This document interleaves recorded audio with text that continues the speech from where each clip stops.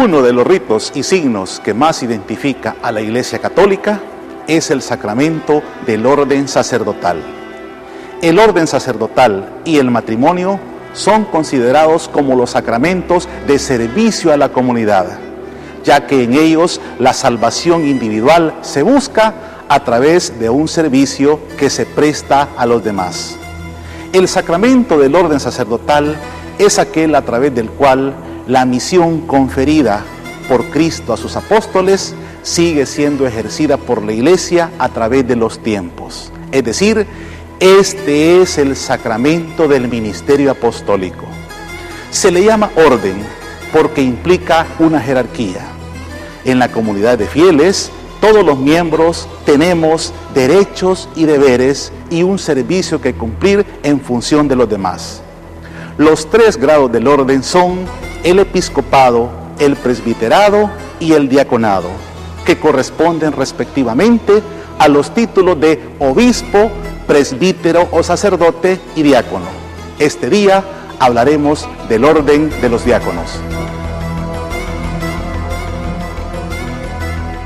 La palabra diácono viene del término griego diaconía, que quiere decir servir o servicio.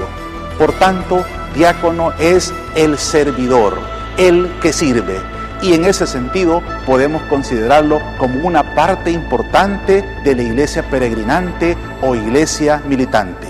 Como dice San Ignacio de Antioquía, que todos reverencien a los diáconos como a Jesucristo, como también al obispo, que es imagen del Padre, y a los presbíteros como al Senado de Dios y como a la Asamblea de los Apóstoles. Sin ellos no se puede hablar de iglesia. El orden de los diáconos estuvo ausente de la Iglesia Católica Occidental por casi 1000 años.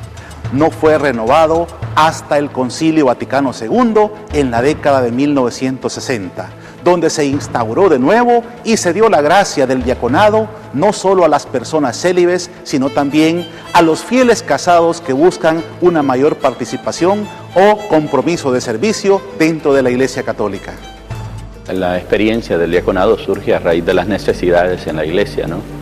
Y no es una experiencia reciente, sino más bien es lo que aparece en los Hechos de los Apóstoles, cuando tenían los problemas normales de distribución de alimentos, es lo que nos dicen los textos de los Hechos de los Apóstoles. Entonces, los apóstoles mismos vieron que era necesario introducir nuevos elementos en el servicio. Entonces le dijeron a aquellos: oigan, sus quejas están bien, pero nosotros no podemos descuidar el ministerio de la palabra para servir las mesas, así es que más bien busquen entre ustedes.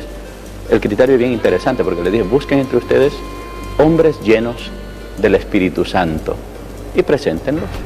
O sea, la comunidad presentaba a los candidatos a fin de que nosotros los instituyamos como tales, ¿no? Y así fueron instituidos los primeros 7 diáconos famosos, ¿verdad? Que se van a encargar precisamente de eso, de ayudar en la tarea de la distribución de o mejor dicho, de responder a las necesidades de la comunidad.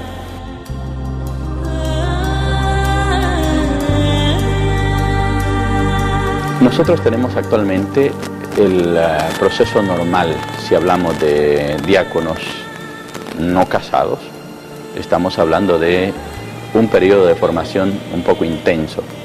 Aquí habría que hablar de todo lo que es la pastoral vocacional. En la diócesis se da un seguimiento a los jóvenes que están interesados en las órdenes sagradas. Entonces hay un primer momento, que supone incluso un momento previo, que es la familia. O sea, la familia es el vivero donde se cultivan las vocaciones. No es fuera de la familia, sino en la familia, de ahí surgen, ¿no? En el proceso humano. Luego está la pastoral vocacional, que se encarga ya de ir dando luces sobre cuál es el seguimiento a aquellos que están deseosos de servir, dijéramos, en el orden sagrado. Posteriormente pasan a un primer año de introductorio, le llamamos, que es el periodo en el que se nivelan las carencias académicas, las posibles carencias que hay todavía humano-afectivas, ¿no? Madurez humana sobre todo. Posteriormente van a pasar a la etapa del filosofado, que es donde se potencia la el aspecto intelectual, luego pasan al teologado. Y el teologado es ya concretamente como recta final, ¿verdad?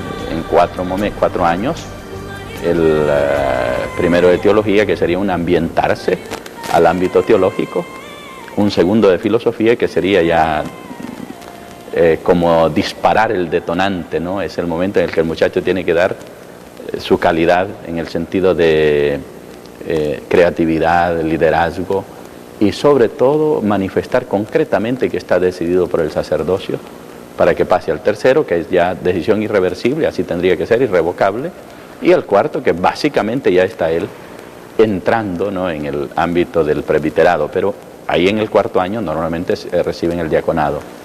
Entonces ese es el proceso general.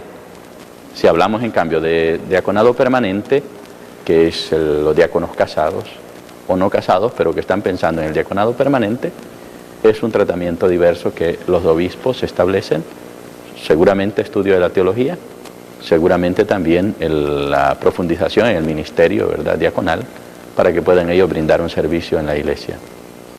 Corresponde al diácono asistir al obispo y al sacerdote en la celebración de los divinos misterios, sobre todo de la Eucaristía, la distribución de la Sagrada Comunión, la celebración y bendición del matrimonio, la prédica del Evangelio y asistir a los más necesitados en el servicio de la caridad.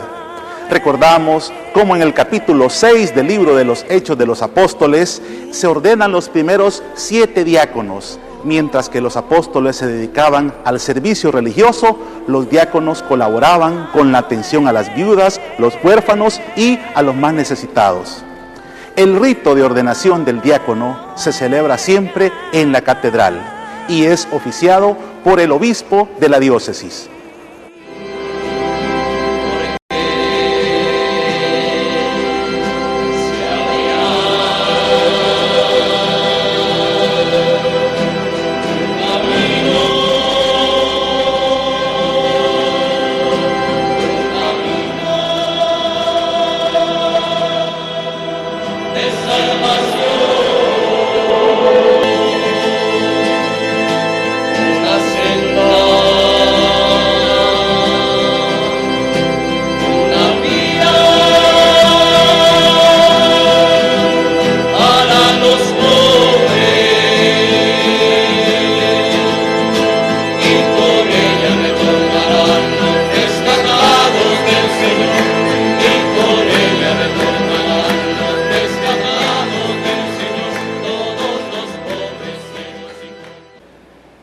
Diaconía significa servicio.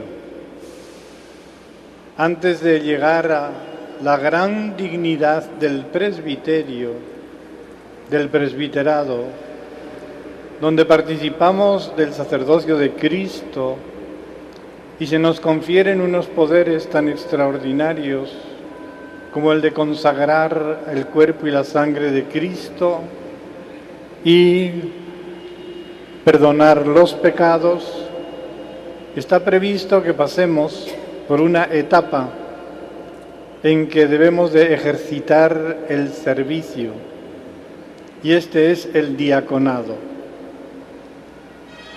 Pero, de todas maneras, toda nuestra vida debe ser un servicio. Aunque sean grandes los honores que veces se nos tributan, no nos tenemos que perder la idea de que tenemos que seguir a Jesús, que se hizo servidor de toda la humanidad, entregando hasta la última gota de su sangre por nuestra redención. Como ministros del altar, proclamarán el Evangelio, prepararán el sacrificio y repartirán a los fieles el cuerpo y la sangre del Señor. Además, por encargo del obispo, exhortarán tanto a los fieles como a los infieles, enseñándoles la doctrina santa. Presidirán las oraciones, administrarán el bautismo, asistirán y bendecirán el matrimonio, llevarán el viático a los moribundos y presidirán los ritos exequiales.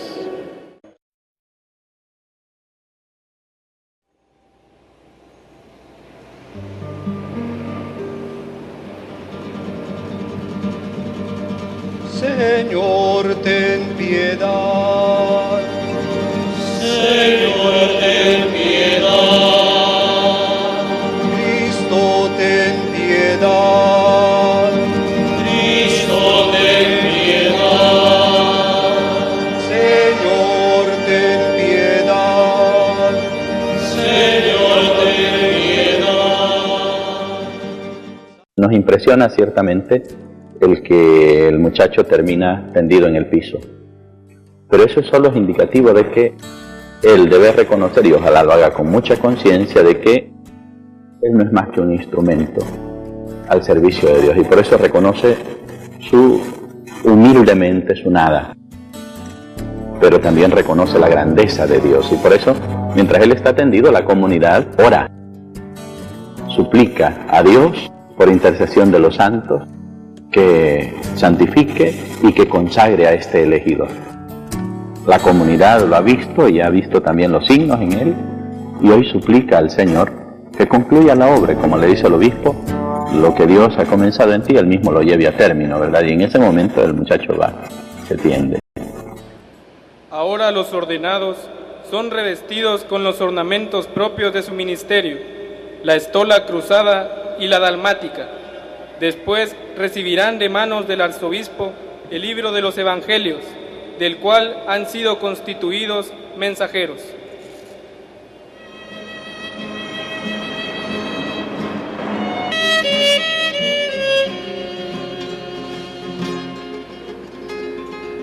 Eres digno de tomar el libro y abrir su sello,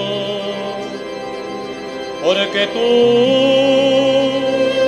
has sido inmolado y has comprado con tu sangre hombre de toda raza, lengua, pueblo y nación, y has hecho de ellos para nuestro Dios reino.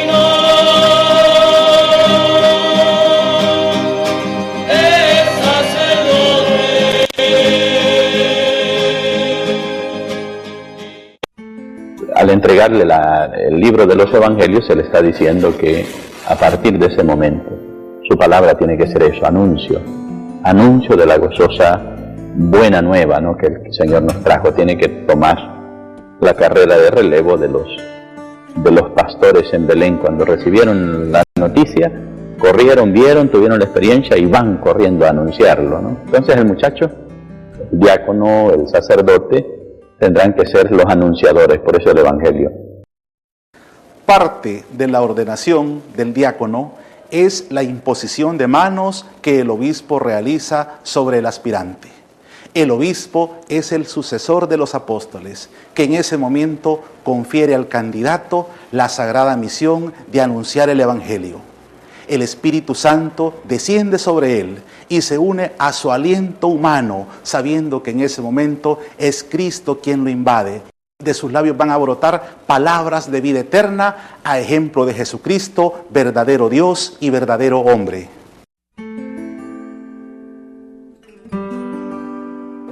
Con respecto a que el diaconado es ejercido exclusivamente por varones, la Iglesia sustenta este hecho en la razón de que Jesucristo solo escogió hombres para formar el grupo de los apóstoles. El diaconado es poco conocido en nuestro país. Es un servicio religioso permanente al cual están llamados no solo las personas célibes, sino también puede ser ejercido por laicos casados.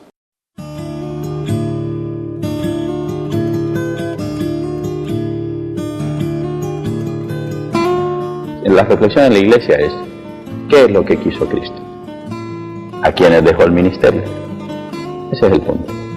De hecho, por ejemplo, usted se va a encontrar en comunidades rurales mujeres que hacen un servicio preciosísimo, preciosísimo. Entonces necesitan recibir, dijéramos, una orden sagrada para ejercer. No lo necesitan, ¿verdad? Al menos no se mira de momento, ¿no? Nuestra Madre Santísima, por ejemplo, una diaconisa preciosa, ¿no? Una gran servidora, pero no le encargó a ella esa tarea, ¿no? Entonces siempre la Iglesia ha estado como muy atenta, no a lo que nos gustaría a nosotros, a usted y a mí de pronto, y si preguntamos sociológicamente, sino ¿y qué es lo que quería Cristo? ¿Cómo Él lo estableció? Porque en definitiva se trata de respetar esa voluntad y no inventarle nosotros, ¿verdad? Porque estaríamos traicionando la misma transmisión o la misma revelación. Y por eso la Iglesia es muy cauta en esto. Otros, como por ejemplo los anglicanos, los presbiterianos, me parece, episcopalianos, se han adelantado, ¿verdad? Y han llegado hasta cosas bastante delicadas. Yo digo, lo hacen en aras de acomodarse a circunstancias actuales.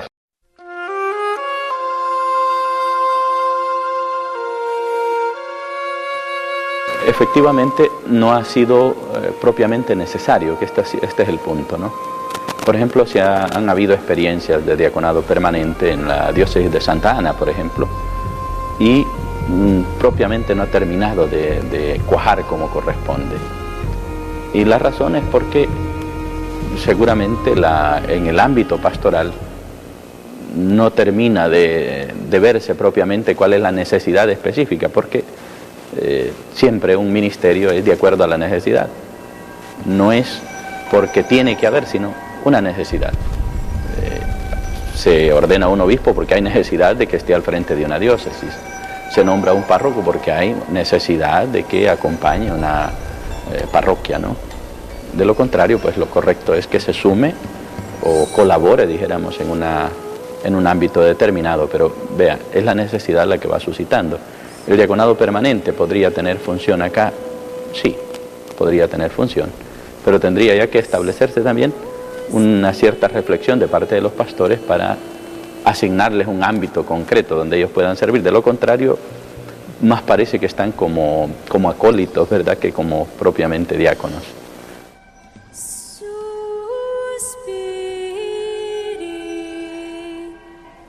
Lo normal es que quien entre en el proceso de formación comprenda que está entrando en un proceso, y una vez que se dan los ritos que le llamamos nosotros de configuración, va él asumiendo cada vez más a perpetuidad este compromiso que recibe, ¿verdad? O este ministerio que recibe, la consagración.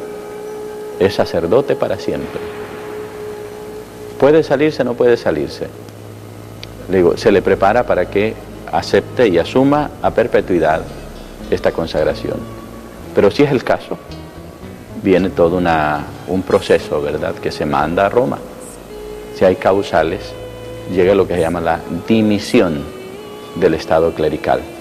Pero no es porque él lo quiera, ¿no?, sino que el proceso tiene que seguir tiempo, examen, y ya declarar a Roma, ¿verdad?, si realmente este es o no aceptado en su dimisión.